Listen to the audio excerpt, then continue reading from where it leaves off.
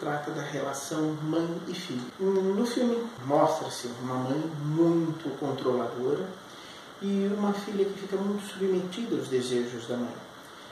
Não se faz nenhuma menção à figura do pai, parece que o pai é como se nem existisse, ou seja, não há um terceiro para quebrar esse núcleo mãe e filha.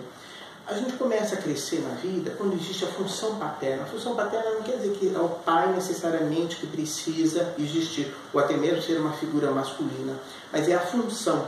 E as duas elas estão presas então numa simbiose onde não há um terceiro, não há uma terceira pessoa. Por isso mesmo, uma criança que é criada nesse ambiente, ela não tem direito a viver a própria vida. Ela fica de alguma forma submetida ao desejo da mãe. Ela não tem um desejo próprio.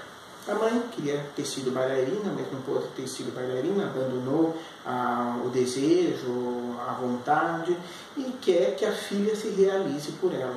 Então a filha ela fica submetida entre o que ela quer ser e o que a mãe espera dela.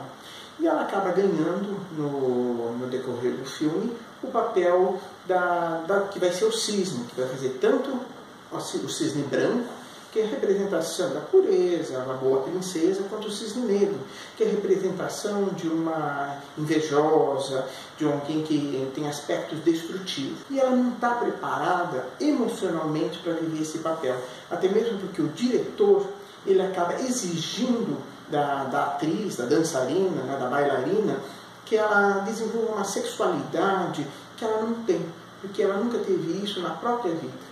Ela, toda vez que alguém vai atuar, um ator, né, ele dá de si mesmo, ele arranca de si mesmo algo que vai fazer com que então convença as pessoas de que está vivendo aquilo lá.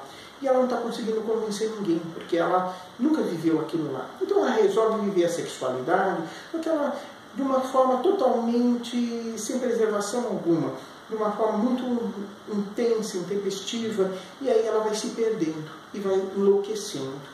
E é isso que é o enredo do filme, como uma relação sem um terceiro, sem um pai, que vai dando a lei, vai mostrando o mundo, vai levando a pessoa a ir para o mundo. De repente, quando ela vai para o mundo, ela vai enlouquecendo.